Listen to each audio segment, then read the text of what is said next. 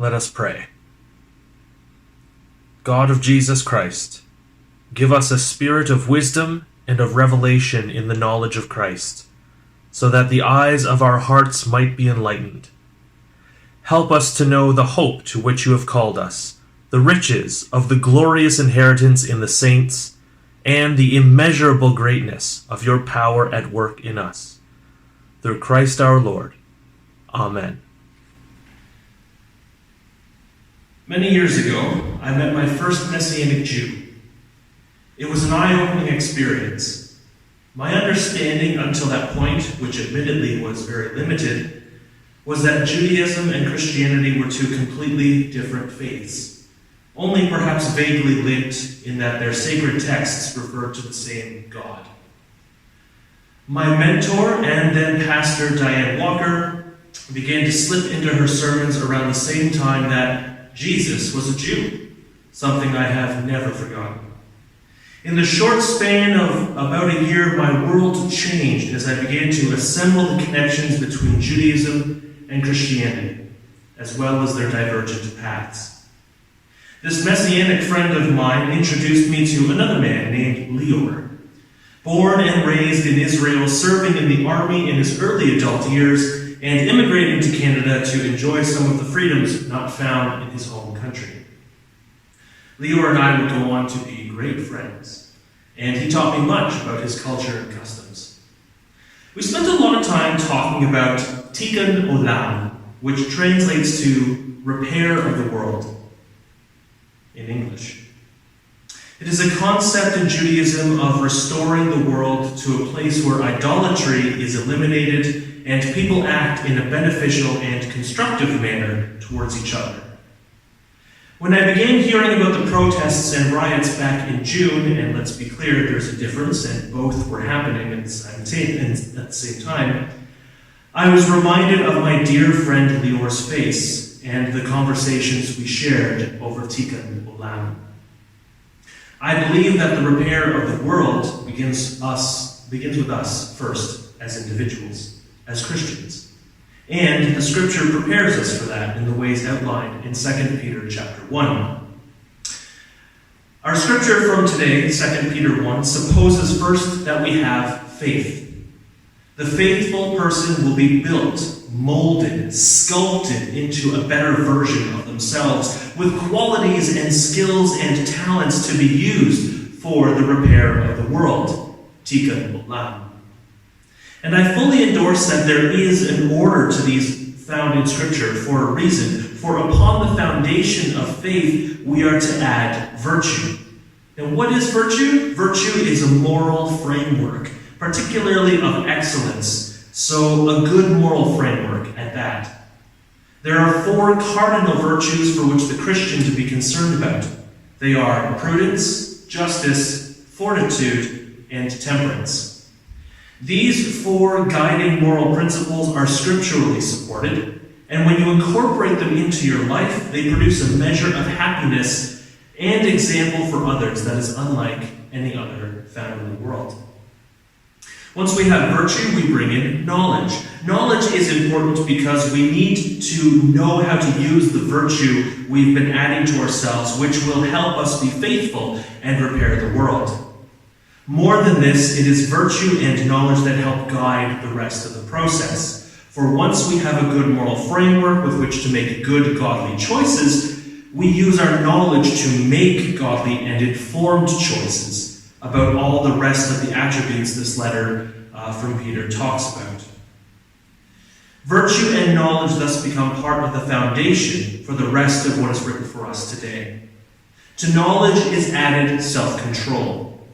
What good is anyone if with all that knowledge and virtue there is no self-control? If someone flies off the handle, becomes enraged, or cannot take the steps necessary to act with their knowledge, then they have no self-control. This is a big one for me. I was always the person who said I would die on every hill. Every hill is worth dying on. I'd take up any cause, any issue, however small the slight, I was slighted on their behalf. It just doesn't work out. We must be able to govern ourselves, our words, and our actions. We must be in control. We cannot help repair the world if we are uncontrolled and running wild. People do not listen to the wild animal. They cage the wild animal. Now, to self-control, we add perseverance. Now, there's two things here. We all know the usual definition of perseverance, and I believe it's implied here. Persistence, right? Persistence steadily on a course of action. Dedication to a purpose in spite of difficulties. We need that, for sure, because there will be setbacks. We all know that one person who tries once fails and never tries again, right? That person often finds very little respect because they've given up too soon. Failure can have any number of reasons behind it, including ones beyond our control. We have to be ready and willing to get back up and to try again. But in faith, perseverance also means to continue in a state of grace until the end, until salvation. The difference there is subtle. It's that state of grace which changes it all. Remaining dedicated to your purpose, your cause, and taking actions to repair the world while being surrounded in the grace of God is that sweet spot you want to be in. To perseverance is added godliness. Godliness can be complicated as a concept. It is linked to Christian character like virtue is, but it is not character in the same sense. Godliness is actually a building block onto the foundation of faith that we began with. It's an evolution of our faith in God. We see this clearly in the story of Enoch, father to Methuselah. The writer of Hebrews says that Enoch pleased God. The writer of Genesis shows us that Enoch walked with God. We can determine from these two assessments that Enoch was entirely devoted to God. Enoch's attitude was to please God, to do what God asked or commanded, and to be subject to all of God's ways in every way possible. This is godliness and an evolution of our foundation of faith. We express our faith in God by believing in Him, trusting in Him, hearing Him, and following Him. In turn, over time, as we become more receptive and follow God more deeply, our desire becomes one to please God and ourselves be subject to Him. Thus, we are found to be godly people. Devotion in action is how one writer expresses it.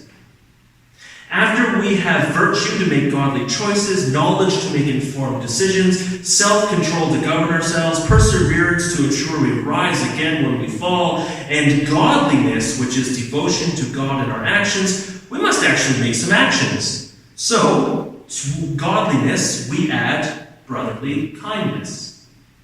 Cain so aptly asked, "Am I my brother's keeper?" The short answer is yes. God asks us in many varied ways with short and lengthy words to do good works for one another, to be kind, to make good choices for the benefit of God and of others above ourselves when necessary. In a world overrun with individualistic thinking, where brother sets upon brother and sister upon sister, where we hardly know our neighbors and buy our products from half the world away instead of the shop down the road, for whatever reason, brotherly kindness becomes a piercing cry from God into our world. Tikkun Olam begins with your brother or sister, your neighbor, your friend, the other person, or the person right next to you. Repair of the world begins and ends with you. We are called, we are built to repair the world, my friends. We are asked to soothe the wounds caused by hate and fear. We are commanded to bring food and water to the hungry. We are beseeched to build the kingdom of heaven for the sake of Jesus Christ, God's only begotten Son. And we do all of this because of what is added last, love. Love is the material that binds all of this together. Love is what makes all of this possible and becomes the driving force for change and growth. It doesn't come with a price tag. It doesn't come with stipulations, sanctions, or even demands. Love comes as a free gift, built into us as God shapes and sculpts us into better people. A people who are virtuous, informed, self-controlled, determined, devoted to God, to do kind acts out of love. This is the $6 million Christian. To paraphrase Richard Anderson, God can rebuild you. He has the technology, better, stronger, and faster. Right now, the world seems even more savage than it did 2 months ago, or even a year ago. Protests have devolved into rioting and looting. Autonomous zones have risen and fallen, and so it is difficult to know where to stand and who to stand behind.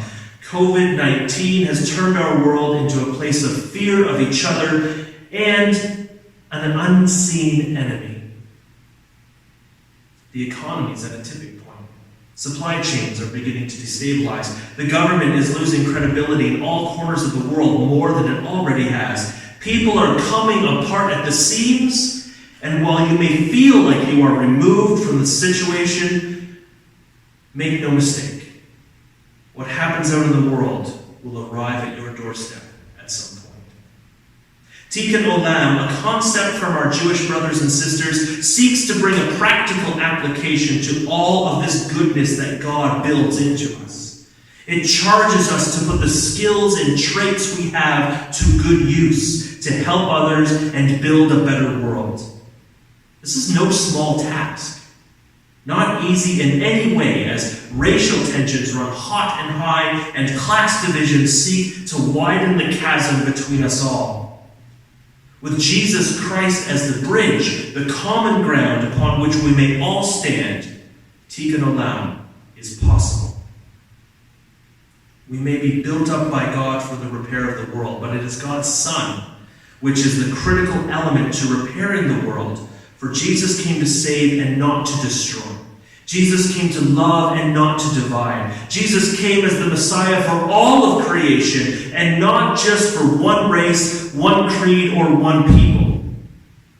With Jesus as the foundation to Tikkun Olam, we can open up the floodgates of grace and mercy, letting them rain down upon the world. Use that virtue to make good choices. Use that knowledge to make good arguments. Use that self-control so you de-escalate instead of escalate the situation. Use that perseverance to ensure failure doesn't stop the message of peace, the message of the gospel. Use that godliness to draw closer to God in all times and be the example to others of how to do that.